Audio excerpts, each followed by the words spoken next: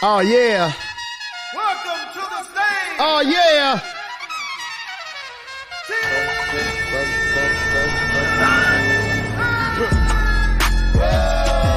Yeah. Yeah. Boop, boop.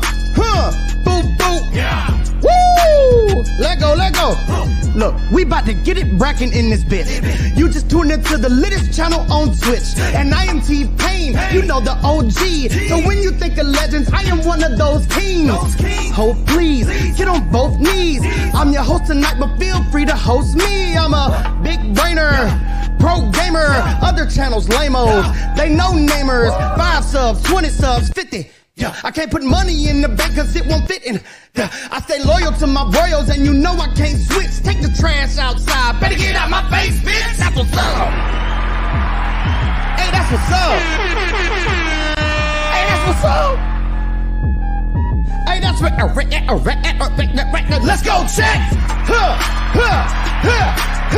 We are here. T-Pain kicked us off. What's going on, guys? We're live here with...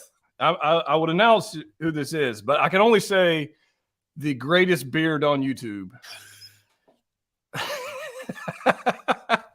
We've got Paul Sun-Hyung Lee here, and thank you for joining me tonight.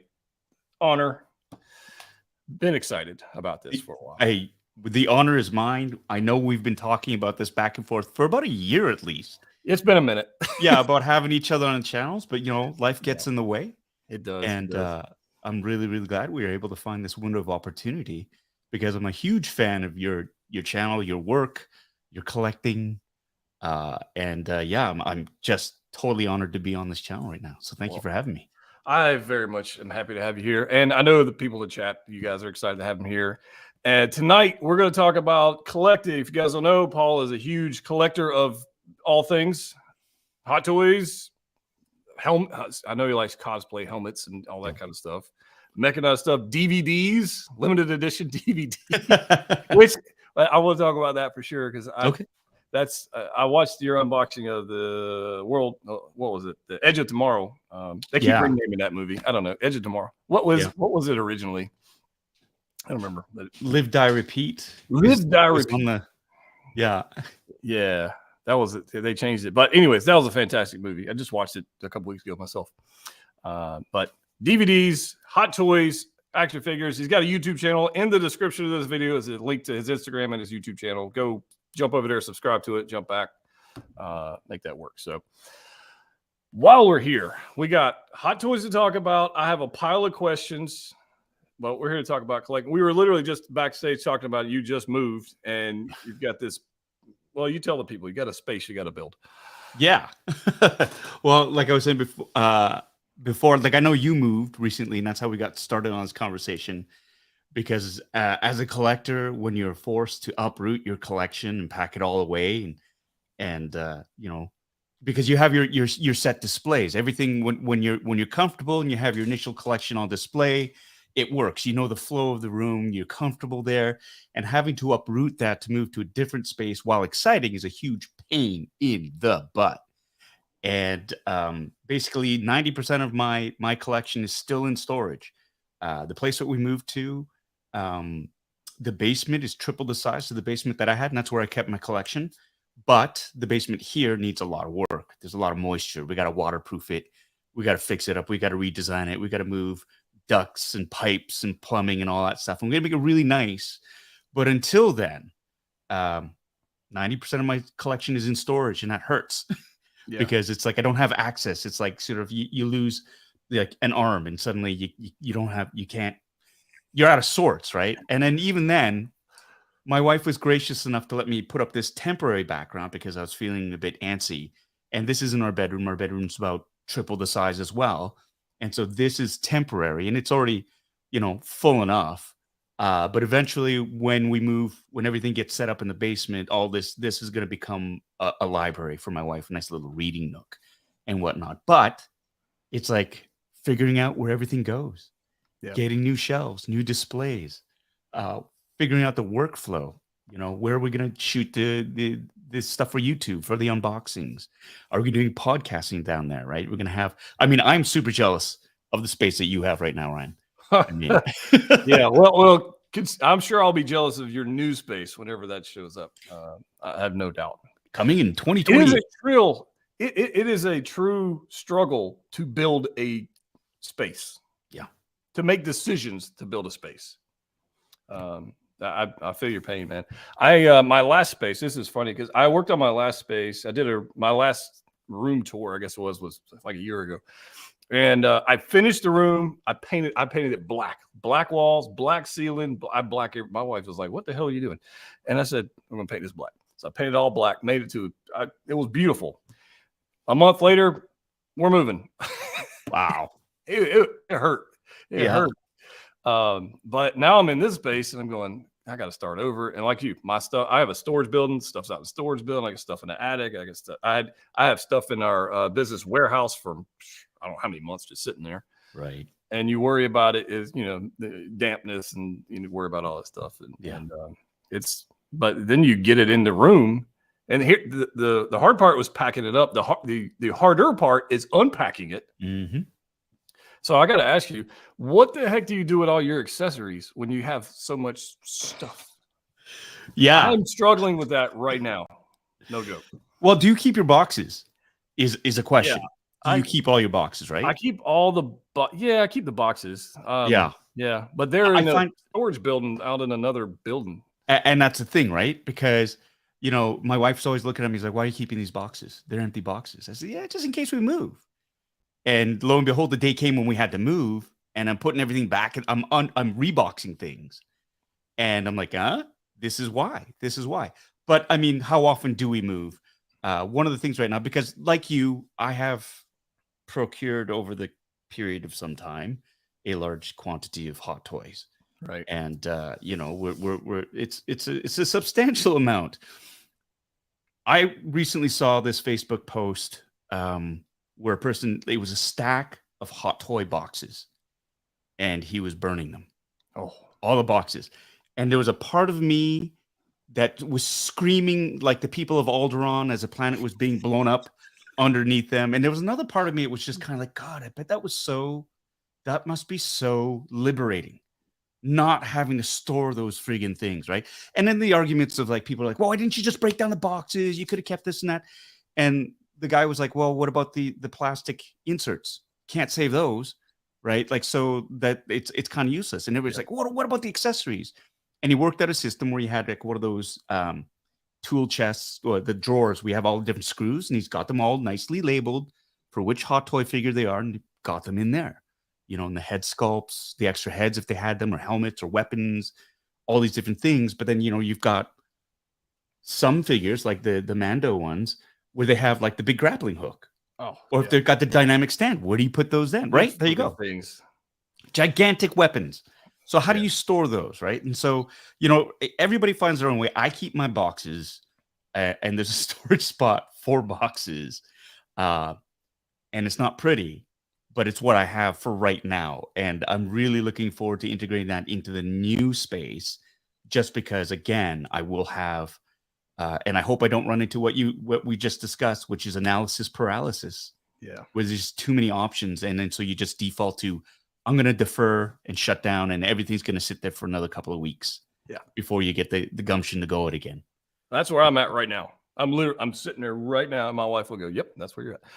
I'm there because there was I took a week when we moved. I didn't even take a week off to move. I took a couple days, whatever we moved, and I built some cabinets. I built some custom cabinets. Nice. So I went the route of I've got the IKEA Detolfs that everybody has, and they won't hold the large spaces without modifications. And of course, when I bought them, they were $60. Now they're $130 a piece, right? Which is crazy. So I still have 4 of those. I don't plan on getting any more, and they're great for small collections. But like I said, when you got a lot, you can't do it. So you got to go custom. And now I'm getting Hot Toys and other companies are flooding us with vehicles. Yep. And I'm sitting here going, yeah. So I mean, I've got the Hasbro Razor Crest, that thing. I don't know if you got that, but that thing is beautiful. I just got a 66 Batmobile from Jazz Inc. Dioramas. It's 4 foot freaking long. It's huge. Yeah. I mean, just it's speeder I, bikes, and I got the DeLorean time machine from Back to the Future 2 just got delivered. I'm looking at that box going, right? yeah, that's gonna be on a coffee table in the basement. You know, you're gonna have to And curate it. you do Lego at all? I had to stop. I had to stop. Say, I'm good about Lego. I only buy the big ones. Yeah. Of course, right? So I have the Falcon. I have the UCS Falcon, and it's on my coffee table over here. Beauty. And I want the AT-AT, the new one. I want that one. Right. I really want the Destroyer. I do too. Don't know where I'm going to get it or put it. I don't. That's why I looked at that and was like, if I was to get back into it, that would be the one I want. The Destroyer. Yeah. Just because you have the little Falcon and the little blockade runner for scale. Yeah, the little cannon for and the whole. It's beautiful. I digress. Let me turn to the chat for a second and just say hello to a few people. The first person here which was like an hour ago. Toy Geekosaurus. Hey. Hi from Jacksonville, North Carolina. Hello. Familiar Jacksonville, name. North Carolina is about 3 hours from me. Something like that. Linda is always here. Native Son says Little Bubba. Now, people here may not know about Little Bubba. They might not. Might make an appearance. Ooh, who knows? William's here. We got Linda, Paul. Look, all you guys are here. You guys are amazing. Bitter Asian Dude Rocks. That is the name of his YouTube channel, by the way. How'd you come up with that name? Oh, that was on a lark when I joined Twitter back in 2007. Oh, I can see it being a Twitter name for sure. Yeah. Yeah. That's what. Sorry, I wanted something memorable, but something that sort of reminded me of my youth. I'm not as bitter anymore, but I'd tell you, people ask me where my name comes from. So years and years ago, when Rogue One was 2016, I guess Rogue One came out. I was collecting Funko Pop, so I had piles and piles and piles and piles of Funko Pops, and I was like, cool, I need a name for this channel YouTube thing, and I was like, well, I'm going to go on patrol looking for these collectibles. Right. And I just watched Rogue One. I was like, Jeddah is a city in Rogue One. I was like, Jeddah Patrol. That's how I came up with the name. That was it. 6 months later, 8 months later, whatever it is, Hot Toys comes out with a Jeddah Patrol freaking Stormtrooper. That's right. And I was like, I didn't know nothing about that. So I guess I have my own figure in a sense, kind of like that. But it's kind of crazy. But I have some random questions that I asked some people in the Facebook groups and Instagram. I said, give me some questions. And so this was probably the number one question that people are asking. And I thought you would be the best person to answer that. And that is, how many cup holders does an X-Wing have? Officially? I mean, you 0. Officially 0. But you find out, like, the good pilots find a way to store their beverages of choice in an inconspicuous spot, whereas it doesn't get upset if you have to go into high G combat. Oh, well, that's good to know. So that's good to know. I was wondering about that myself because I'm like, you go on a long trip, you get thirsty. You gotta have something around. Oh, yeah. You can't stop by the gas station or the fueling station and get like a Slurpee or something. I don't know. I was curious about that. I don't know. One more. Who's the better pilot, Carson or Trapper? Ooh, that's a good one. Well, if you look on the side of Trapper Wolf's ship, he's got more victories. He's got more kills on it, right? Like if you see on the side, the art department gave Filoni a nice little edge there, and of course, but we worked up a headcanon, at least I did, where he's a bit of a troublemaker. Trapper Wolf, he's a bit of that. He is that lone wolf kind of guy who likes to run off and do his own thing. And sometimes he doesn't always follow orders, but back during the time of the rebellion, you could be a little bit looser that way, right? Oh. But I think he is still under the rank. So like he's still my subordinate. So he might be the better pilot in terms of number of kills, but I'm still the captain. So that's all that matters. That's all that matters. I love it. That's awesome. I'm a big fan of the whole thing, and I was curious, what's it like to get a call that you're going to be in a flipping Star Wars Not only once, but twice. But the first time, Yeah. was it they hit you up on? Is this a text, a phone call, a smoke signal? Like, what the heck did they do? And I got to know. That's a nutty story because it all kind of started when I went to Los Angeles for the first time. I'd never been to LA before to sort of visit or anything like that. I've had a layover in LA on the way to Korea, like when I was in grade 6, like a million years ago. And so I was invited to go to this gala in Los Angeles at the Beverly Hilton. It was for Asian Americans in the media, and the show that I was on at the time was, gaining popularity, Kim's Convenience. And so I got invited there. And while we were there, a woman jumped in front of me. And she said, "Paul, do you remember who I am?" And of course, that woman was Deborah Chow. Now, I don't know if you guys know who Deborah Chow is, but she is a director. She did a couple of episodes of The Mandalorian, and then she went on to direct and co-produce and co-write, I think, the book of Obi-Wan Kenobi, not Book of Boba Fett, Obi-Wan Kenobi. So that's her claim to fame. Anyways, I had known Deborah 25 years previous because we'd worked. She's Canadian. I'm Canadian too. We'd worked together at this bankrupt theater company back in the day when I was a freshly out of theater school and wanted to be an actor, and Deb was trying to get into film school. And so we worked together. We got to know each other. I was in a short film of hers, and then she disappeared for 25 years. And I didn't see her again until she jumped in front of me at the gala. So she told me that, she'd been trying to get in contact with me because Dave Filoni was a fan of Kim's Convenience. And so, long story short, I got invited to visit the set. I met Jon Favreau, Dave Filoni. I got to watch Deborah work. I got to watch Dave work. We had dinner together. We hit it off. I saw Grogu for the first time. And this is before season 1 had aired. Oh, so, wow. Of course, I saw Grogu and I was like, what is that? And, Dave and John were like, shh, no, don't tell anybody. I'm like, oh, I'm not going to ruin this for anybody. This is amazing. So that's kind of got the ball going. And Deb had said, John, Dave's a big fan of your work and he wants to write something for you. And I was like, get out. Come on. Pull the other one. I mean, I was flattered. I didn't think anything was really going to come of it because, it's Hollywood. Everybody says that. But I was flattered nonetheless. 6 months later, I'm at home, get a phone call from my agent saying, hey, so Lucasfilm just called and they're wondering if you're available.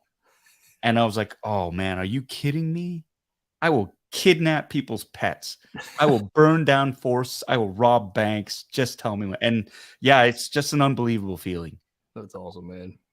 He was like, he's about to turn John Wick on somebody. Go to LA.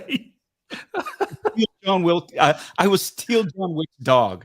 Oh, how wow. badly I want to be on Star Wars. Yeah, I would have done it. So that's bold. I would have looked in the Baba Yaga's eyes himself and gone, wow, it's Star Wars, baby. Bring it. So. Oh, that's awesome, man. That's very cool. I've got some friends that have worked on the set of Mando and Book of Boba Fett and the film crew and that kind of stuff. We kind of talk, and they all say that it's the environment and the teams. It's just so cool to be part of, and maybe one day I'll get an invite out there. I was talking to a friend of mine. He's like, man, I can get you over here. You can maybe you can be a stormtrooper. I was like, I'll be a freaking creature. I don't care. Just hook me up, man. Well, that's what I thought. At first, for me, I thought when they offer you the part, I was going to be under 15 pounds of latex or a mask or something. No one's going to see me, right? And then when I found out, it was like, oh, no. You're going to be a pilot, a rebel pilot. I was like, oh, my God. That's pretty awesome. So, yeah. And to sit in the cockpit and to get the costume on, the helmet, everything was just nuts. That is crazy, man. Yeah. I'm super jealous of that because there aren't that many X-Wing pilots. No, aren't that many. So you're part of a small group. It's like Top Gun, right? Very cool, right? You and Maverick are running around doing things. It's pretty cool. That's very cool. There are some questions in the chat. We'll kind of go from here. Seamus wants to know: did you get to keep the helmet? No, they do not. They do not parcel out props or costumes or anything. They keep everything, which is pretty smart because they can recycle everything. Like you said, from Rogue One, that cockpit of the X-Wing fighter, that was from Rogue One. They built it for Rogue One, and they just sort of grandfather it down to all the different shows. So they keep the costumes, they keep all the props because they upcycle them or reuse them and modify them in a lot of ways. So, Well, now you get to go back. Well, I mean, they kept it the first time, and then you ended up back on Book of Boba Fett. So, yeah, and that's when I thought I was doing Mando season 3 at first, because nobody said anything. It's like, okay, you know, same company, same group of people, same character. And then I found out at the wardrobe finish, like, no, this is the other show. It's like, what? This is the Buccaneer. Yeah, Buccaneer. That's right. Yeah. So I thought, let's go, because it was called Huckleberry, right? Mandalorian was codenamed Huckleberry, and then Buccaneer was Book of Boba Fett, and then Mando season 3 is Foundry. They just keep changing the names, so it's like, oh, that's pretty cool. Awesome. But Mando, I'm sure you've seen the latest episodes of Mando, which has been pretty flipping good. Yeah, it's been pretty good. Some people are like, "Oh, it's not as good as the season 2." I'm like, okay, let's do time out. We have there's a lot going on. There's a lot going on, and I don't know how many more episodes we got, but there's a lot going on. But there's a lot more Mandalorians. You know what that means? More flipping hot toys for us to buy. There you go.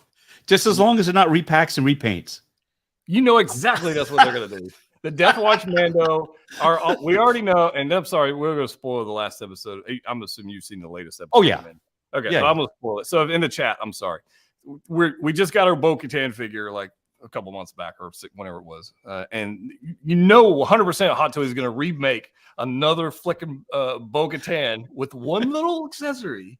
You know they have to change her hair, though, because her hair is longer in this season, right? Longer. So it's a little bit longer. So they got to change it. They should change a head sculpt at least. They should. I think the new one doesn't even come with a head sculpt because she's part of the thing now. And maybe it doesn't come with it. I don't know. Well, I mean, I got Axe Woves back there, right? Part of that group. And I get teased by my friends a lot because like my character had more screen time than him, but he's still got a hot toy and a bunch of different action figures. But I go, hey, you know what? That's cool because they use the molds. They have these molds. You know, that's just the mold for the Death Watch Mandos. It's just repainted, right? And that's cool. There might be a variation in the jumpsuit underneath in terms of the stitching and the patterning, but that's fairly easy to do. And then what does Hasbro do? They drop hey, we've got a new Axe Wolves with the head, with the Simon's head on it, right? Which is great. Good for him. It's awesome. But and here's the problem: Hot Toys will do that, and they'll make the Bo-Katan with their little piece of armor on there. And you know what we'll do? We'll go, I got the other Bo-Katan. I need that one too. This one's different. Yeah. This one's different. It's and then you get sorry. You know, Malibu Stacy you get home and your wife looks at it and go, why do you have that one? And go, it's different. Yeah. It's a different thing. Yeah. Well, Mandalorian season 1 with the Durasteel. How many cosplayers went and built that up and and in the next episode, does he not get all the shiny new Beskar? And everybody's like, well, here we go again, right? Yep. And so how many versions of the Hot Toys Mando do we have, right? Like we've got the Durasteel version, so far. Right? Yeah. And I don't think we're done. The Chrome version now. Yeah. I don't think we're done. We'll have like a gold variant version for like SDCC or something, or I don't know, whatever they're going to do. But I mean, it's just like we got HasLab did the Razor Crest, right? The big thing. And as soon as it ended, like the Kickstarter ended, the next day, it's gone. Still, it's a great ship. It doesn't matter what scale. I got this Star Wars Micro Galaxy Squadrons version of it, and there's already 2 versions of this. So there's this version, and then they have the Arvala 7 version with slightly different figures in it. And, you know, it's a slightly different, like it's in more disrepair, right? So like some of the paneling is all parts are missing. There are holes in the hull and stuff like that. But it's a gold mine. Like people still try to explain that to your significant other, and they're like, you're an idiot. Like this one panel's different. This one's green and this one's blue. Different ship. I always say it's for the YouTube channel. It's like people need to know the difference between the two. It's a business thing, right? So it's like people, if they're stuck on a fence, they go, is this worth it? Is it worth it? You kind of go, well, here's the difference. So I do a comparison video. Yep. This versus this. And if it's up to you, and that's my job on YouTube is to unbox some stuff and let people know, well, this is what it's like. So you can make the choice. I don't want to yuck your yum, but I'm going to give you a chance to make an informed decision. That's what I tell my wife. We tell the IRS the same thing. It's a different thing. Yeah, I agree. And that's why, I like that line of argument. I'm not sure how I can use that line of argument when, so I just got this guy. He was just released a little couple of weeks ago, right? The shiny that's not really shiny, is just a clone. Right. I have 6 more coming. There you go. Your army building? Your army building. Yeah. And but let me tell you this. You're going to build that army, and you're going to, because you do photography, right? Yeah. So you're going to set that up, and you're going to, that's, for me, that's a creative endeavor for me. I know people like to, oh, yeah, right. But I mean, there's a method to that madness. And as a collector myself, I army build. I'm fleet building myself. Right. That's why I got a number of these ships, micro galaxies. Like, I'm going to unbox them, and that's what I want to start getting into, is that world of art, basically, because you're doing that. And there is, I believe, there's creative merit to it. It's I'm an actor, right? And so if I watch movies and stuff, yes, I enjoy them. That's a byproduct of them. But I'm also studying the performances and whatnot, right? So the first time through, you enjoy the movie. The second time through, I start to dissect, and I look and I go, well, what made that so successful? What in that performance really spoke to me? And how can I integrate that into what I do, right? And I'm saying this with a completely straight face, right? Because it's true. And same thing, because these are like quote unquote toys, and they're toys, doesn't mean they're any less valuable in terms of an artistic pursuit, right? And that's the thing. When we moved, we had painters coming into our home, and I had 6 Detolf cases, and I had all my replica helmets in them with hot toys. I had it set up so if I had like a clone trooper helmet, I'd have a clone trooper beside it, so it was just like you had that look. And the painters were not supposed to go downstairs and paint in the room, right? And they did, and they shoved all my Detolfs over it, and everything fell over. And I almost lost my friggin' mind, because it was just like, why did you do that? And they looked at it and went, well, it's just a bunch of toys, right? If that was, and I did the math really quick in my mind, I didn't realize it. I was like over $20,000 worth of collectibles in those cabinets. If they were Fabergé eggs or plates or glasses, they wouldn't have touched the cabinets. But because they saw toys, they thought, oh, it's fine. And they just sort of shoved it over. And so there's that disconnect there where people go, well, it's toys. What's the big deal? These toys cost more. My toys cost more than your toys. No doubt. Like, if you had your tool bag and I just took it and rough handled it, it's like, what? They're just tools, right? But they're your tools. They have value to you. You got to treat them with respect. So that's true. And I'll have people, I have visitors come here and look at it, whatever. And I'm thankfully, I don't have like little rugrats running around, so I don't have that. But thankfully, we're past that stage in life. No more rugrats. But people will come in here and they'll go. The question is not really the value of the question is why. That's the question. Like, why do you? What the hell? Why are you not out doing like classic cars, or you're not doing, I don't whatever. I collect watches too, so like watches and this, and but why do you need all this stuff? The first one's always shock on. This is crazy and it's cool. Some people say it's cool, and the other ones go, why do you need all this stuff? And my answer is because life is short and I want it. That's the you enjoy it.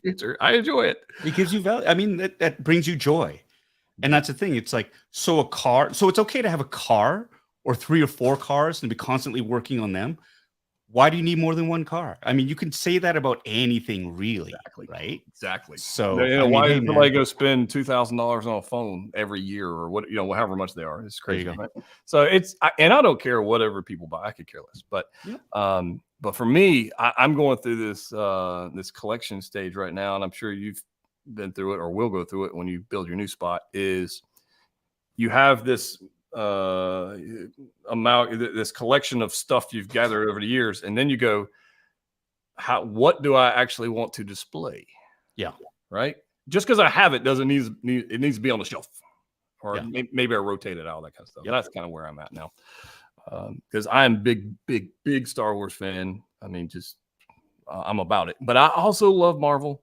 I love it. I love it. Hot Toys and their Iron Man. I'm like, oh my god, these things are amazing. I just, and I can't sell my Iron Man. I can't do it. But the clones are amazing, and just I collect everything. But trying to decide what to display is a different thing. And then I got getting in like you. I have like all these helmets, all these life-size helmets. Yeah, and they're just too cool not to display. You have to. Yeah, I mean they're amazing. And I'm with you. I got like a clone helmet with the clone figure, or Captain Rex with a Captain Rex, and that kind of stuff, just because it looks cool. Yeah. But I don't know where the room's going to end up going. If it's going to be all Star Wars or all Marvel. Have you kind of thought about that in your head? Is it just going to be all Star Wars or all whatever? It's a mishmash. It's like I would have to say it's 80% Star Wars, right? Like the big ticket things, like with the helmets and the lightsabers and like I got the replica blasters and whatnot, and the hot toys, of course. Hot toys, I have to say it's like 95% Star Wars. I've got a few that are outside of that, but I gotta be disciplined in that sense and stay in my lane. Like I caved when, yeah. Sadly, it is. I caved because I saw that Mysterio, that Spider-Man Far From Home Mysterio, and I just loved that glass ball head, like the effect of it. And I was like, oh, I must have that. So I picked that up, right? The Hulkbuster, right? I got a friend who I see you looking at it going, oh my God, like my kryptonite is die cast, right? And you see that. It's just like you look at it. And I love giant freaking robots, right? So that's like a gigantic robot in its, in its appearance and stuff. Yeah. Some back to the feature Transformers, things. and then you get it just Transform no mas. I'm out. I can't. It spirals out of control. It's crazy. Yeah. So that's why it's like I will go whole hog into Star Wars. I might dabble a little bit outside of that, but I mean, again, I love small ships. So I have like a lot of the Eagle Moss, like the Battlestar Galactica ships, right? Like the Vipers, the Cylon Raiders. I've always had a weakness for tiny ships. Like I just love that stuff. And so I'll find a place to sort of display it, but there will be an overall theme. But I think really my big thing is my love for all things sort of nerdy in that sense, right? And again, it's a rotation. You curate your collection, you put certain things up on display, you rotate them through, just because I think things should be unboxed and enjoyed. I play with my toys, right? But I also understand the whole mint in box thing too, right? Which is why I have a number of doubles, because there's that one mint in box, the one I take out and I play with, because there's a small part in the back of my head that goes, the things that I buy right now, at least the Hot Toys, they will be appreciating in value. Eventually, right? And so this is, I look at my boys, I got 2 kids, right? And I kind of go, well, this is your inheritance in a bit. You're not going to make a ton of money, but you're going to make a little bit of money back that I put into this. So that's pretty cool. It's cool. My accountant says we treat this like artwork. So it appreciates in value. But if you sell one for profit, you have to report that. Correct. So that I'm like, cool, legit. Like that's legitimate. Like I'm happy to do that, right? Yep. To go, I bought it for this much. I sold it for this much. We made this much of a profit because it's no longer a capital. I mean, my God, look at this. I've turned into my own worst nightmare, right? Anyways.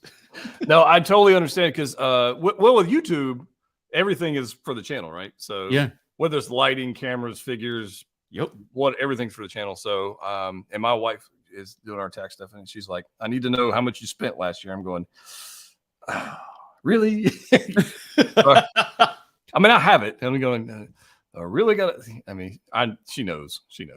But it's just a thing. You got to keep track of all this stuff. And it's an expense. Running a YouTube channel is expensive, people. I just let you know it is. Especially if you're unboxing things. Yeah. I'm very envious of the people who just do like reaction videos that have no expense whatsoever. It's like none. Like the ROI on an unboxing video is pretty terrible. Yeah. It's pretty terrible. But you know what the thing is too, with the reaction videos, you got to be fast. Yeah. Could be so fast on those, right? And that's the other thing too. I think that's why I like unboxing, because you have a chance to just sort of it's methodical, whereas reaction videos are just boom. You gotta get that out. You gotta be the first one out there. You gotta hope that your reactions strike a nerve with people when it gets, you get that replay value and stuff. And it's just like it's too hectic. I want to digest what I watched. Yeah. And I want to enjoy it. So I'm going to ask you another serious question, Star Wars related. Here we go. This is big, all right? This is big time. This is big. Which scene was more epic? Vader in Rogue One or Luke in finale of season 2 of Mando? In the chat, y'all let me know as well. Vader coming out because nobody expected Vader to be there. Yeah. Nobody. Yeah. And nobody, unless they knew Luke was going to show up with that X-Wing and just tear apart some freaking dark troopers. Yeah. They were both pretty badass. Yeah. Both of them. I mean, I think just emotionally, viscerally, the response to both were kind of equal. I'm going to have to give the edge to Vader in Rogue One just because it was in a movie. You know, it was on the big screen, right? And so, like, just that impact, and you knew where it was going. Like, you saw, Admiral Radiss's ship take a hit. You knew they were in trouble. You saw Vader's shuttle go over. You kind of had a feeling that was going to happen, but still, his reveal when it wasn't that slow buildup. It was just suddenly that. Yeah, that red blade showed up. You're like, these people are screwed. And we had never ever seen Vader just be that friggin' ruthless, cutting dudes and like those rebel fleet troopers never stood a chance, and they're all like shooting. He's deflecting all the bolts. He's throwing guys, using the force to throw guys up in the ceiling, cutting them in half while he's there, pulling the weapons out of their hands. Like, it was a massacre.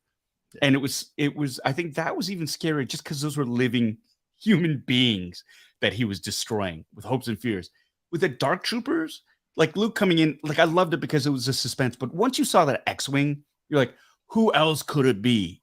It's not going to be my character. Although I will admit for a second, I thought it was. Oh my God, my charger's showing up. It's like, did you shoot that idiot? If you showed up with if you show up with a lightsaber, I'm just saying. Right. But it was like that slow build, right? It's like, oh my God, you see the cloak figure. Then you see the hand. Then you see the lightsaber and like the color of the lightsaber. And it's like, it's him. Who else could it be? And then the reveal. I mean, that was a beautiful buildup. But I just think for the biggest impact was Vader in Rogue One, just because it was just so. That's the first time we'd seen the Force used so aggressively, and I think that's what sort of hit me in terms of that. And it was on a big screen. And oddly enough, it's just come out that it was Dave Filoni who did that sequence in Rogue One. Like, he's the one they added that in, and it was Filoni who helped them out. It was the perfect. I will say Rogue One is the perfect Star Wars film. It's perfect. Yeah. It's my, I don't know what your favorite, my favorite Rogue One. No, it was Empire Strikes Back, but Rogue One nudged it. It's like on any given day, how do I feel? But I think for Rogue One, for me, was it gave the rebellion a sense of scope and scale that was missing from the original trilogy. In the original trilogy, I never really thought that any of them were going to be in any imminent danger or long-lasting danger, plucky group of heroes against and it was just like, yeah, it was fun, adventurous. Whereas Rogue One just felt like you saw the Rebel Alliance. They were in disarray. They were bickering. They were scared, right? And it was just like, you just got a sense of, holy crap, this is the entire galaxy. It's not just one tiny group of heroes. They were there, but it like set on a huge backdrop. And that's what I really loved about that. And too, when you're older, and that's why Andor, I think, is striking, is really touching, speaking to a lot of older fans who grew up with the original trilogy. It's like Star Wars for grown-ups in that sense. Where it's like, yeah, it's not as black and white. It's a little bit gray, a little bit more ambiguous. And I like seeing that sort of narrative being put on a franchise that I grew up with. And that's not to say that the other movies are childish, far from it. But it's like Star Wars can sustain all these different narratives and these different ways of telling the story, right? And so it doesn't make it better. It's like, I like this version right now, very much so. But I still love The Mandalorian. I still love the content that's coming out. I watched The Bad Batch, still love The Bad Batch, right? So it's just like, okay. Like, it's okay to have these different types of stories. Tales of the Young Jedi that come out. And a lot of people are going to go, that was beautiful. Like, yeah. Those were beautiful. But guess what? Those are for, like, this show is, Star Wars was originally geared towards kids. George Lucas has said so himself. So it's okay to have that, right? It's just like, enjoy the content. Enjoy it. I'm with you. For me, I'll back up. I will agree. I think Vader is the win. I think Vader's the win. Because at that moment in the film, like I thought it was done. Like that was the beach. They're toast. Roll credits. Like we're done. That's the end of it. And we're sitting there in the theater in the IMAX from this, just enjoying this thing, going, okay, cool. We know what happens next because we've seen A New Hope. Yeah, but we didn't see it like that. And then he shows up, that freaking red saber comes out, and through the smoke and the fog, and him going, I was like, that was amazing. So I'm with you. I think Vader tops Luke on top, and again the human aspect versus bots. But speaking of Dark Troopers, you have a box. I do, and you told me earlier you have never seen one of these in person. No, here's the thing. So this got sent to me by my friends over at Sideshow Collectibles. It is a Dark Trooper. This is still sealed in the box. I have some connections down there, and they're lovely. They every once in a while they'll send me up a little like a little package so I can unbox on the channel. Now, ironically enough, I had already pre-ordered this and received it back in the old house, and it is now in storage, and I hadn't had a chance to unbox it. And so, like you, I like the Army build, but I think if you're going to display this properly, you need 2 Dark Troopers. You can't just have one Dark Trooper. You need 2. You need the pair. So I've got this right now. If we want to open it up today, if we have time, we can open it up, or we can punt it to the next time I'm on, or whatever. But I'm clicking cameras over here. I think I want to see your reaction, man. You want to open it up? Yeah, okay, I can open it. Let's do it. Let's open it up. Right. And while you're doing that, I will jump up another question while you're doing that. And the next question I have: do you trust droids? Absolutely. Wow. Absolutely. They do so many great things. And I think it's, like dogs, it's not the dog, it's the owner, right? It's like, that's the thing, right? So if you got a droid that's programmed to create havoc, that's not the droid's fault, right? That's how it was programmed. But you can change the programming, as you saw with IG-11, right? And turn that's true into a beautiful NK2SO. That's right. Reprogrammed Imperial droids. So yeah, I think so. I trust them. That's fair. Like there's some of them that what is it? R5D4s and Mando's turning out to do something. He's doing something. He's redeeming himself from A New Hope, from just whatever. Although I think there's this theory out there, and I'm pretty sure I believe it, that R2 actually sabotaged R5D4. So I think that's a thing. I heard a different theory. Where R2 convinced R5D4 that he was on an important mission and he needed to go with C-3PO. Wow. So R5D4 actually disabled himself so that he could so that R2 could go on. That's noble. Yeah, I kind of like that. Wow, that's interesting. I have not heard that one. What do you guys in the chat say? Let me know. I think that one was that was actually on the comics, and R5D4's name was Skippy. They call him Skippy. Oh, that's less cool. Yeah. But I like that because it's like, well, R2, I think it sounds more noble for R2 to plead and go, hey, look, this is important. This is important. You need to do this, instead of like sneaking around and like shorting him out and like kind of screwing him over. I mean, does the ends justify the means? Sure. But at the end of the day, I think R2 is more noble than that. So I don't know. Cool. I haven't heard that one. That's a good one. I dig it. So I'm digging this box. Yeah, the box is beautiful, man. Yeah, it's gorgeous. Here, I'm gonna throw a spotlight on you. Look at that. You said something about gloves earlier, and you'll see. Yeah. You'll see something. I was told I might need gloves for this just because it's so shiny. I don't want to get my grubby fingerprints on it, but it's okay. I've got a nice cloth where I can rub it down afterwards. And I won't tell Moff Gideon. You're okay. There you go. I've got him too. He's in storage. Damn it. But look at that. See, that's the thing. You can't just have one. You need that lineup. You need at least 2, right? It's like with the Death Troopers. Yep. I have at least 2 of those because they come in pairs. You don't have that problem in the Marvel universe. Only in Star Wars. No. You just have the sheer volume of different characters. Yeah, exactly. I'm just gonna do this. That changed their outfits every film.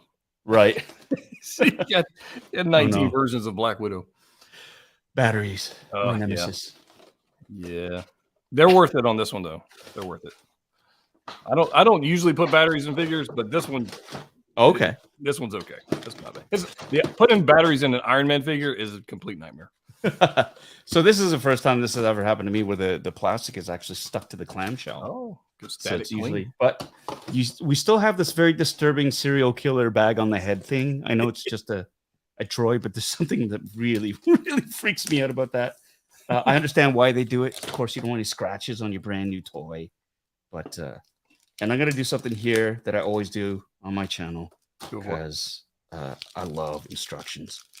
As rudimentary as they may be, I love instructions just because they tell us what to do, where things go, and this one feels a lot thicker than some of the other ones, so it must be how not to break things. So there you go. Ooh, how to put the weapon together. There you go. See, stuff like this, where you figure out where to place the batteries. Oh no, there's small screws involved. Yes, there are. Oh my God, there's 2 different spots, of course, because there's 6 batteries. Right, batteries are they're my nemesis. I drop them. This is gonna be, oh my God! If I forget to turn them off, yeah, so they just die. I have a drinking game on my YouTube channel, and batteries are part of it. So if I drop a battery, or if I swear because of batteries, or if I swear at all, you take a drink, basically. So that's, like it. It's very wow, look at that. That's gorgeous. Little dark trooper shotgun. They had some cool weapons. Yeah. I know you nerds out there will give me the right designation for this weapon. I've not seen this particular blaster before, but like a lot of weapons in the Star Wars universe, it looks like it's based off a real world weapon. In this case, it's a shotgun of some type. I don't think usually the other blasters are based on, maybe it's an M4 sort of base. Yeah, I kind of was thinking that when I originally unboxed it, but I'm not sure. I don't know the Star Wars official name of that one either. I'm sure somebody in chat does. Somebody will. Somebody always knows, which I love. Yes, because then I don't have to do the research. I get the clone ones mixed up because they had the DC-15A and DC-15S and they got too many names. Oh, look at how shiny! Isn't he gorgeous? That's gorgeous. Yeah, look at that. They actually had dudes in suits for this as well, because they didn't just puppet it up or CGI it. They wanted the imperfection of them kind of walking off step from each other. So they actually had performers inside mock-ups of this, and this is terrible. It's black on black, so it's hard to see. And I have a different lighting setup than I do usually for my unboxing. Oh, it's tough, yeah. Maybe some contrast will help. That works a little bit better. It's a good thing about this is when you get to doing photos of this, because of the metallic paint, the light bounces off of it. It's just gorgeous. It's beautiful. Well, it's got this great utility belt here. Yes, sir. And these pouches look like they are customizable. But I love those little, like, these arms. Are they ratcheted? Oh, they are. Oh, I love it. Love it. Nice range of motion too. You can do pretty much anything you want with this. And if you got we were talking about the new Luke, you can switch out the torsos with it. Oh, it's just super easy, barely an inconvenience. I love this. See how these the shoulder bells ratchet out so it doesn't restrict the range of motion of the arms. Oh, that's great. So pretty. It's got the articulation above the waist, which is I always appreciate. Right. It's got more range of motion in the torso than a lot of stormtroopers. Yeah. Well, with the stormtroopers too, like the armor just gets in the way, right? Yep. So they've got the body and the armor on top, much like if you're actually cosplaying as a stormtrooper, you get a lot of armor bites or pinches, right? Because like it's the the chest plate and the abdomen monitor, it's not as flexible, right? So it does in real life restrict your motion. So like you can't bend over to pick stuff up. It's very difficult to sit down in and stuff. So, oh, I love this. Like I don't know, you can see that like the range of motion for the legs, to being able to turn the knee out and whatnot in terms of posability is great. Nice stiff joints.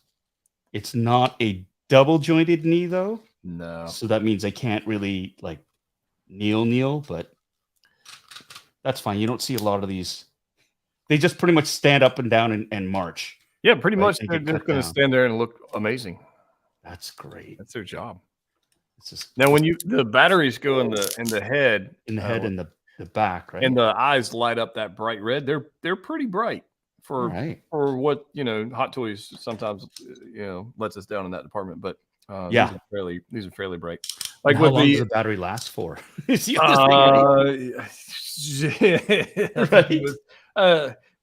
For enough time for you to turn them back off, I guess. Right.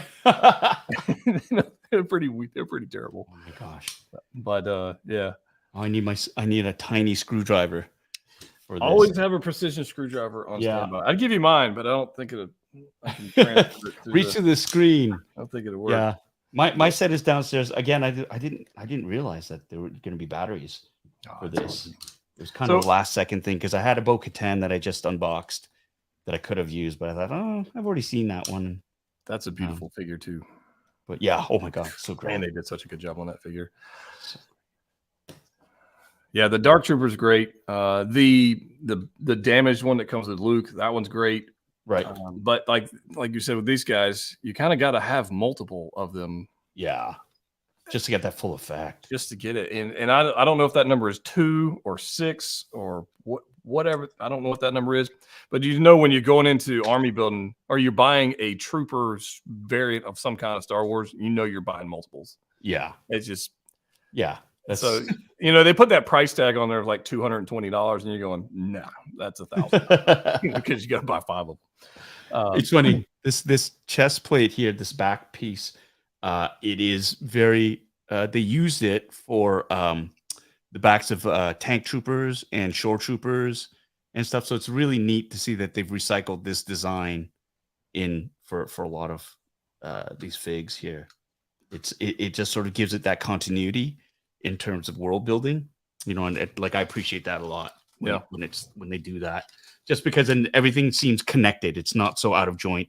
You do see the lineage of certain design elements, and it makes sense, right? Well, you have a universe to build off of. It's pretty cool. Yeah.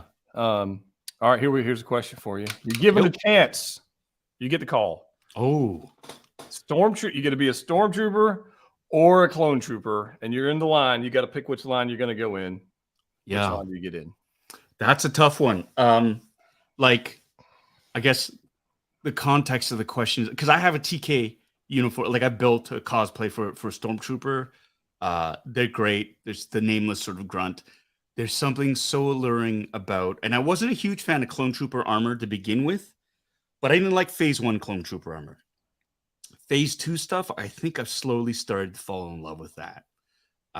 And just like I've got a Phase 2 helmet that I got from Denuo Novo, and like really, really sort of digging that look. Mm-hmm. And especially with the Bad Batch and Clone Wars afterwards, like just seeing how the clones have really become so individual. I love that aspect of it. And I think the fact that there are a number of clones that are exactly the same, but you have ones that are so individual. And you don't have a lot of stories in Star Trek lore about TKs or regular line stormtroopers having that. They're just cannon fodder.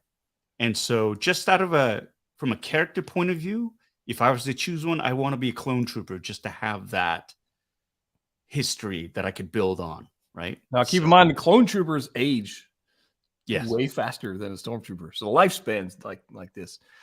Yeah. But yeah, for me, it's clone trooper all the way. No question. No, I mean, it's not even a question. I mean, they have abstract thought.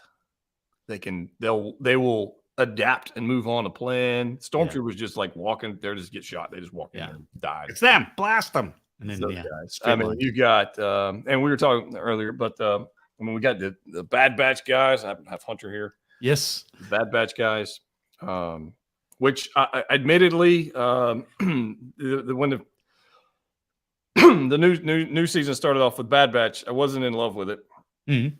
But then they started, falling in line with the storytelling about Crosshair, and I'm like, okay, this is pretty freaking cool. And then the clones and it's just Yeah. the storytelling for the last few episodes has been quite fantastic. Yeah. So I'm a big fan of that, but it's clones for me all day, no doubt. I don't know. I think it's something about, like you said, the personalization of their armors. That's a big part of it. And without that one line in New Hope from Kenobi, Right. they wouldn't even exist. That one flipping line. And then like that one line built, like, it cost me a lot of money, that one line. Right. So I got 8 or 9 501st clones, and I've got all different variants of clones. If Hot Toys makes a clone, I'm done. Like, it doesn't even matter. Yeah. But I guess if Hot Toys makes anything Star Wars, I'm done. That's that. But something about the personalization of it and the connection with the Clone Wars TV series, and then the films, and this. Yeah. Well, I mean, that's the thing, because I got up on the shelf right now Captain Vaughn, and then Jesse, when that comes out. Somebody, I think, in the chat said that their clone pilot was about to ship. Yeah, buddy. I'm like, oh my God, is that? Because I have that on pre-order. So it's like, ooh. So you got to get 2 of those because they got different helmets. Oh my God. They got 2 different helmets. Ah, that's right. I got to hook up. Maybe I'll ask my friend at Sideshow. There you go. Send me another one. Yeah. Yeah, they're just, and so that's in my vision. Here's my vision. I've told this about in other live streams as well. So we moved out, and I'm in the country. Literally, my neighbor is a 100-acre cornfield. Like, there's nothing over here. Okay, like, it's nothing. Cows over here. It's just, I'm in the country, and so I tell my wife, I said, I got this 3D printer we were talking about earlier, and I'm 3D printing this clone armor, and I'm gonna put it on like a some kind of frame that I can poseable, like a mannequin, but not a mannequin, something I can pose. And I'm going to stick them in my front yard. And I'm going to have a clone trooper scarecrow or something, in my front yard, just doing stupid stuff in the front yard for the cars to drive by. That's what I want to do. And my wife is definitely not on board with that. But, it's all good. So I'm going to put one out there. And but I want like life-size clones in like my man cave, my vision, like kind of circle back to where we were before, is like, that's what I'm looking for. And like on a display, I really want, if somebody out there in YouTube land has this, I want the 3D print files for the clone trooper bunks, like from Clone Wars, like their training room and their bunks and all that. I want, like, that's what I want. Like full scale, like 1-to-1 scale replica. No, like 6 scale. 6 scale. Okay. I'm like, yeah, well, I mean, that would be cool too. But 6, like, if I got a whole pile of these and I've got like their barracks. Yeah. I think that would be a pretty amazing display. There's a guy out there, Lance Peter Luke, I believe. Yep, he's very prolific. So I'm just gonna move my mic over. Yeah. He's very prolific at that. He's I have some of his stuff I'm working on currently, and that's what I think that would be pretty sick. And putting a full size clone trooper in the front yard is gonna be cool too. So I think that's great. I'm looking forward to that. I don't know if you're in. I know you have helmets and you have cosplay stuff. Do you have any of them like this? Or you plan on having any of them displayed like that? It's funny because I have the full armor sets. They're all sort of packed away in big sort of wheeled bins and whatnot.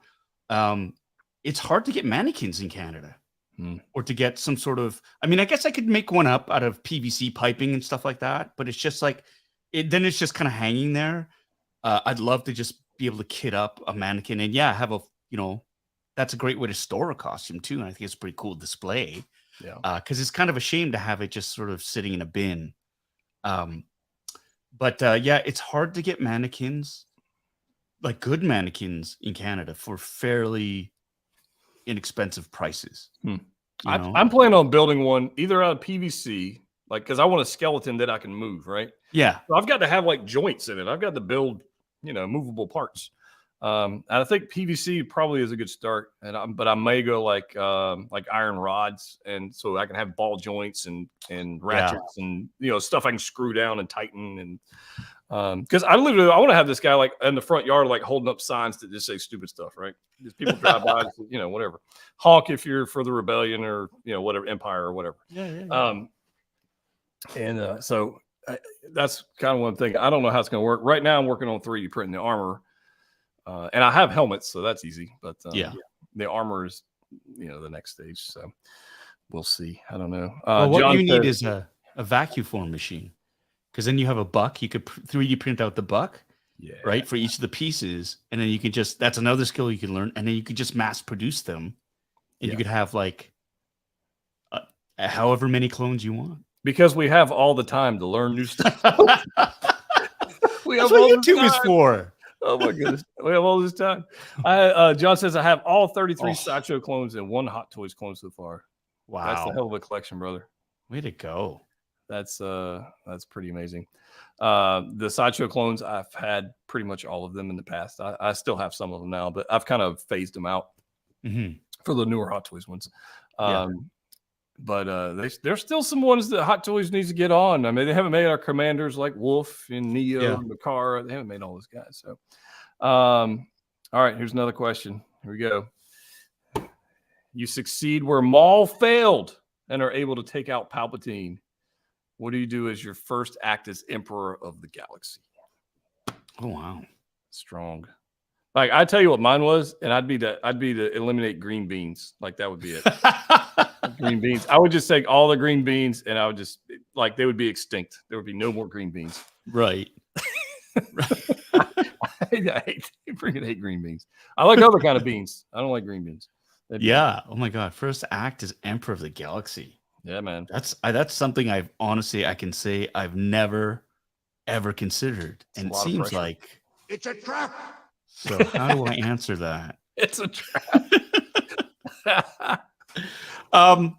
First order of business is an intergalactic holiday where everybody gets the time off to celebrate. Wow. And in fact, it's not just one day.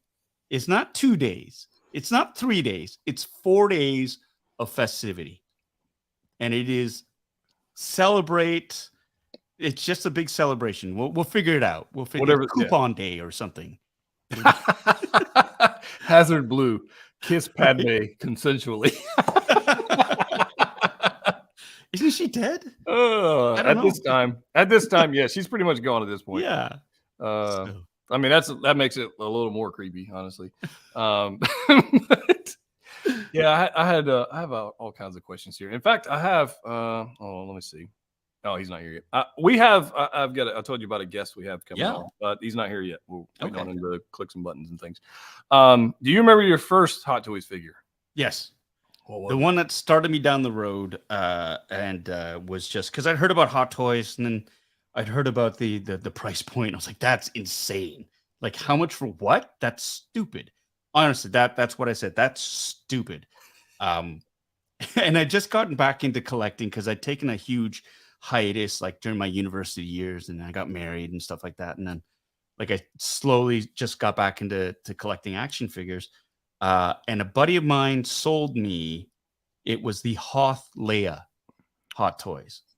And I wasn't going to take it at first, but this is what I admire about him as a collector. He's like, I've got this. It's unopened. She deserves to be displayed. I can't in good conscience just keep her in a box. I'm selling it, and I'm selling it for like what I paid for it way like years ago. So I got it for a song, and I checked on eBay, and like the going price was like, it was ridiculous. And I thought, okay, this is my only chance if I'm ever going to get a hot toy where I'm not just going to be like kicking myself in the head. I'll buy this one, and it's worth more. And if I don't like it, I can always flip it.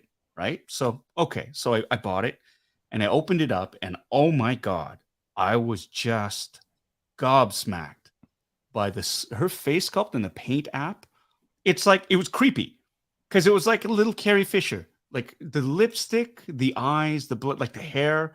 I had never, ever seen that kind of detail on a figure before. Right. And then what got me was the clothes, like the the minutia of the cross stitching, the pattern, right? That hatch pattern stitching on her parka and her vest and stuff. It was just like, oh my God, if this is what Hot Toys is about, then yes, please. And that's what got me started on it, just because I'd heard of them. I'd seen pictures on the internet, but I hadn't really studied them, just because for me, the price point was like, this is ridiculous. I might as well just start smoking drugs because it'll be cheaper. Right. And turns out it would be, but and that's what started it. And it was just like one, and then it was just like more. And I had a lot of catching up to do. With one. Yeah. Like potato chips. No, can't stop with one. Yeah. Mine was my first purchase was K2SO, but I was the pre-order thing, so I had to wait a year for it to show, thing. Yeah. But the first one I had in hand, I was at a comic shop here locally, and it was the Ray and BB-8 2-pack. That was my first one. Yeah. And I'm like you. I was buying this thing, and I'm going, what the hell did I just do? This thing was $300 and some odd, whatever the retail price is at the time. It was expensive. Yeah. And I'm like, I'm screwed. Like, like wife is going to be pissed, and this, and I'm like, but I did it. And I got into Hot Toys, honestly, because of photography. Yeah. And I figured if I was going to take photos of something, I want something at least as lifelike as I can get. Yeah. And at least, here we are now. But Ray and BB-8 was mine. And then K2SO showed up, and it was over with. That was the end of that. That K2SO is just gorgeous too, right? Like, it's the die cast metal. I love the articulation of the fingers, where you can literally, I mean, of course, the first thing I do with every figure that you get, K2SO, he's giving the finger to everybody. You have to. It's like, you get the Infinity Gauntlet. What does everybody do? That's Flip the bird. That's exactly right. You have to make sure you can, right? So because if you can't, there's something wrong with it. What's the point? Exactly. All right. Well, I've got William here. William is one of our patrons. He's been supporting the channel for a long time, and he's an awesome dude. And he's a ridiculous Star Wars collector. He not only has one blurg, he has two blurg. Nice. So anybody who has two blurgs is just insane in my opinion. So I'm going to add him in here. William. Hey, how's it going? Welcome. Paul, it's a pleasure to meet you. I've tuned into your channel a couple times, and it's really a blast. So thanks so much, William. So much. My big question is, you talked about what got you started, but do you have a favorite character? Do you have or a figure that you would say, if there's always this classic, if you had to run out of the house because it was on fire and you had to grab one, what would it be? Oh man, that's a tough one, because it's like having to pick between your kids, and I got two kids, so it's like, well, which one do you grab? Okay, let's make it two then. Oh my God. I need to think about that one. Because there's just so many different qualities about the Hot Toys that I really, really love, and it is that whole, the attention to detail with it. I mean, if it was something that's available now that I could just pick up, then it's like, okay, in the fire, I can replace it, right? Yeah. All the stuff is replaceable.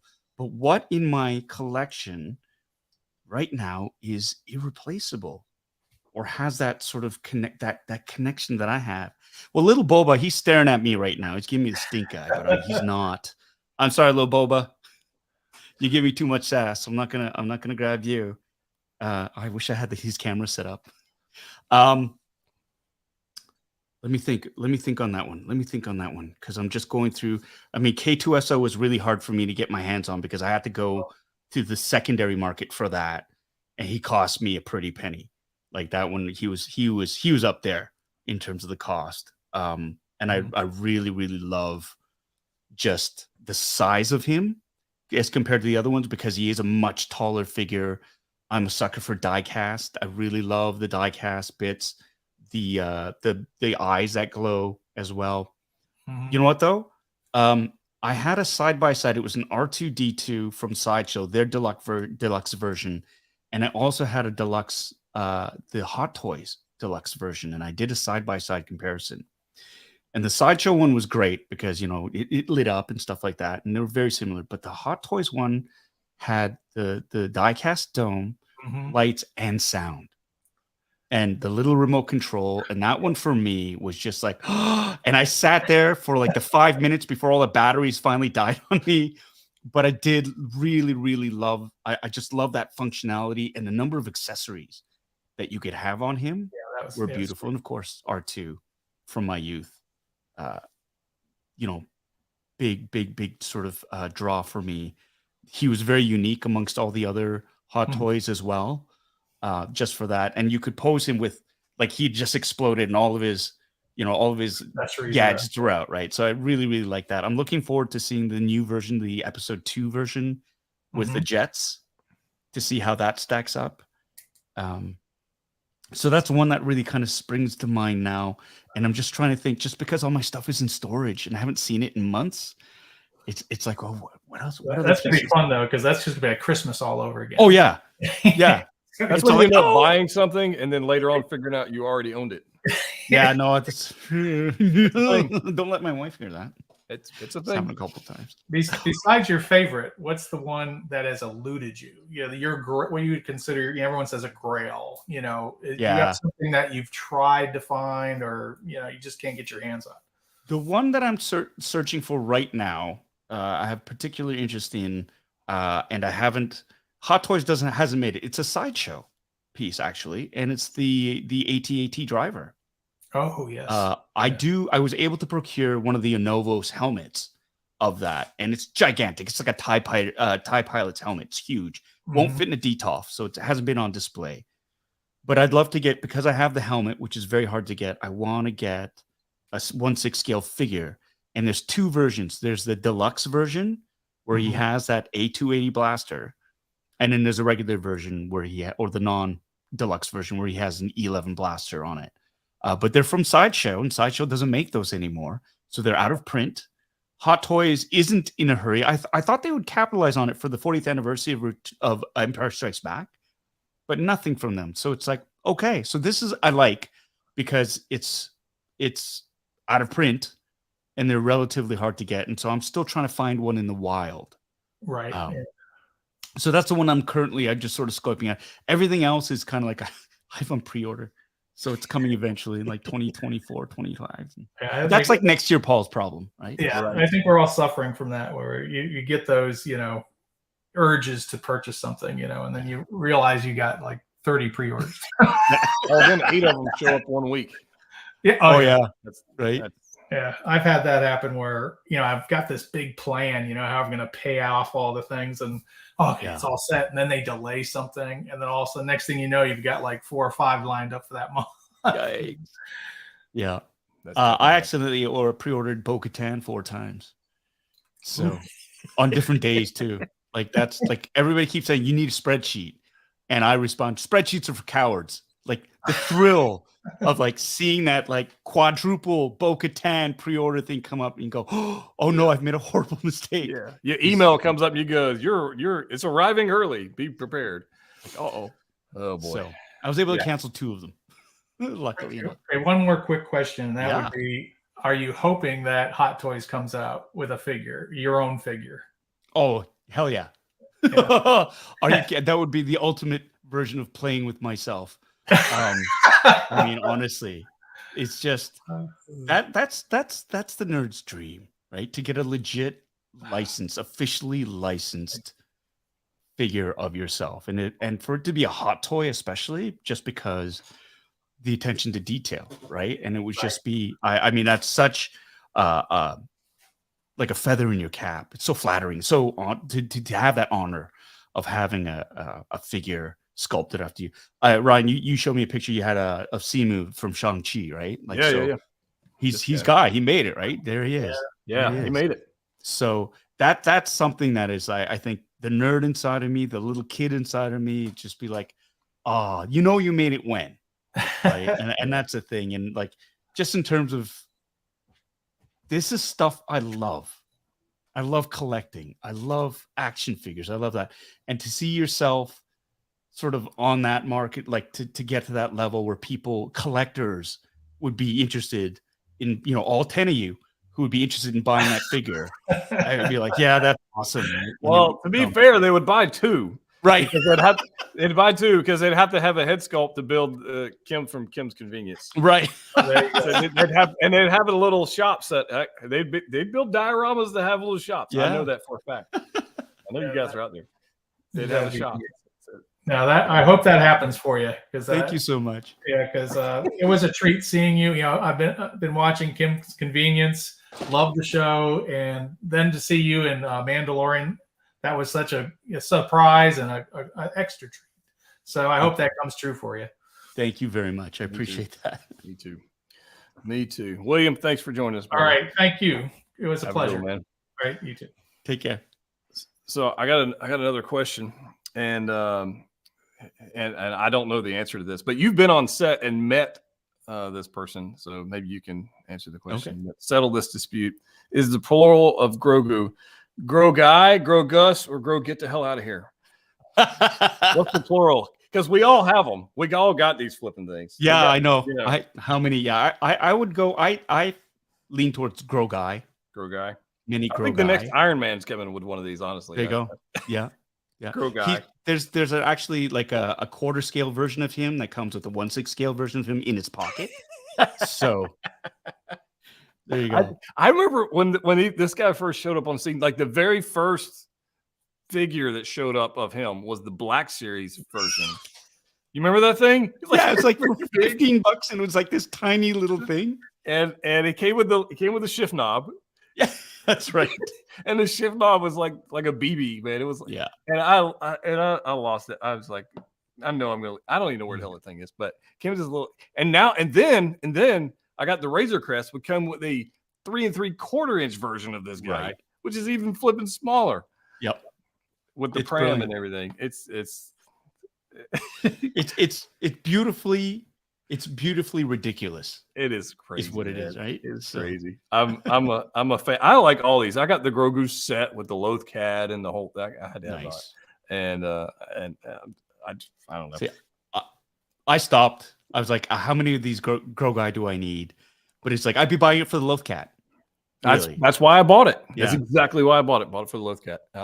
Because I've got the Sideshow life size Grogu. Yep. The statue. I've got the Hot Toys one. And great. I've said this. The Sideshow one's better in my opinion for what it is. The likeness is insane. Yeah. I like the teeth. Yeah. On the Hot Toys one. The movable mouth thing. Yeah, where you can have his little pointed teeth. Yeah. The Sideshow robe that he's wearing is way more screen accurate. I was talking to a woman on set. She worked for Legacy and she built it. And she was saying, oh yeah, the one for Sideshow is way more screen accurate on it, which was really cool. So it's like, oh, insider baseball. I like exactly. I like it, and I'm a fan of all of those things. I don't know how many more we need. I guess we're gonna get based on the last episode. We're gonna have another one with the rondelle, you know it, and the little mithril sort of and the darts. Oh yeah, are you kidding me? Yeah. Yeah, you don't think Hot Toys is gonna take that? You just wait. They'll have a little dart thing with a paintball. That was a beautiful episode, by the way. It was great. But anyways, we are here. We have been here for look at all these people here. A $150 Loth Cat. That's correct. That's exactly what it for me. That's what it was. And the pram, and the box, and it come with a. It came with a little. That's right. The little box and the frog. Oh, that's right. The one-eyed frog. I got him right here somewhere. Oh, I got him right here. Oh, no. That's a different one. But then, like, Ahsoka came with one. Then Luke came with one. Amanda's got one. I'm like, oh. And so what'll ever happen is if I ever decide to part with one of them, I won't know which Grogu goes with what figure. I have no idea. Right. They all look the same to me. Yeah. Well, have you done a comparison? Is it the exact same? It is? No. Well, no. Well, the newer ones, the one with Ahsoka and Luke are newer. They have movable arms now. Ah. Okay. Nice. But it's the same plastic resin, Yeah. I have the quarter scale Mando with the quarter scale Grogu that has the cloth, robe. And we deserve Hot Toys. We deserve cloth goods on this guy. I think even the Hasbro or Black Series has cloth goods on there, or maybe it's Mayfix. I can't remember. But, anyways, I digress. Anyways, we're gonna wrap this thing up here. Let me know what's going on your channel. Tell them I know you have unboxings, you do live streams weekly, you do have all this crazy stuff. Let these guys know what you got going on. Yeah, sure. I got a show on my own YouTube channel. It's called Bitter Asian Dude Inc. It's Sundays at 7 p.m. Eastern. The show is called Fun Boxing Sundays, where I basically open up a geeky collectible, usually a hot toy. I do a half-ass review, and we chat. And that's basically it. We have a drinking game. We have a lot of fun. It's about community building. We usually have trivia lately too. So like this week, we've got a buddy of mine. He's on the chats right now, Tommy K. He comes up with a great trivia challenge. Everybody can join in. You get a chance to win some prizes. Usually it's some like swag, autographed cards of mine, some bitter Asian Dude merch and whatnot that we throw in there. And it really is. It just is about celebrating being nerds and geeks together. And yeah, it's a lot of fun. Again, Sundays, 7 p.m. Eastern on Bitter Asian Dude Inc. I'm streaming on Twitch and my Facebook live channel. I'm trying to diversify. So it's on 3 different platforms. So whichever one, but I think a lot of people are watching on YouTube here anyway. So yeah, I'll definitely be tuning in. I tuned in the last one. You had the DVD openings. And then, I wanted to ask you before we get out of here. Yeah. There was a one you did a year ago. And I want to know how bad really was the Kraft mac and cheese flavored thing on the mac and cheese, because they looked pretty disgusting. You guys go back and watch his channel a year ago. It's worth it. Yeah, it was awful. Oh my God. These flavor packets are just, there's such a marketing gimmick. Honestly, that was one I feel like we took for the team. There was like a cotton candy one. Sweet Lord in heaven. Yeah. Do not mix cotton candy flavor with cheese. So I mean, I thought you don't know. guys And were it was going to make it through the video. Yeah, it was this bright radioactive pink. It was disgusting. And then there was a one that worked the most was like, I think the cheddar jalapeno, which is great because it's like, okay, cheese and jalapeno, that works, right? It's just, but it's as artificial as you can get. And then the butter chicken one is, I have no idea why they think butter chicken tastes like that, or what kind of butter chicken the testers or the recipe makers were making. That was not butter chicken. That's all I have to say about that. Yeah, but yeah, the cotton candy one was great. It was terrible. It was, yeah. Well, but you did a service for the planet. Yeah. So we don't have to try that, and you did. Yeah. So. Surprise, surprise! They're not on sale anymore. Right. I wonder why. You killed it. That's right. Because of me, they stopped making these awful flavors. No. That's awesome. We'll definitely check out Paul's channel. We'll have to do this again. I would love that. Maybe I head your way. I would love to have you come on board my channel and let's do some unboxings and get your drink on. Yeah, have a good time. I'm in. Just name the time, and we'll make it work. But I appreciate your time here this evening. Everybody in the chat, you guys have been great. Hopefully, we were able to answer your questions, provide some entertainment, and you can go back and watch this if you showed up late. Definitely check out Paul's channel on YouTube, Twitch, Facebook, MySpace, all the things. And like I said earlier, not only is he a good collector, a great collector, he has the best beard on YouTube. No doubt about it. So I'm jealous of it. Honestly. Hey, your beard is beautiful too, my friend. Yeah, but I don't have that. I don't have the patina. So you don't have kids. Well, this is what happens. Yeah, when you have kids. Just saying. It used to be black. All right, guys. As always, click what you like. We'll see you next time. Bye, guys.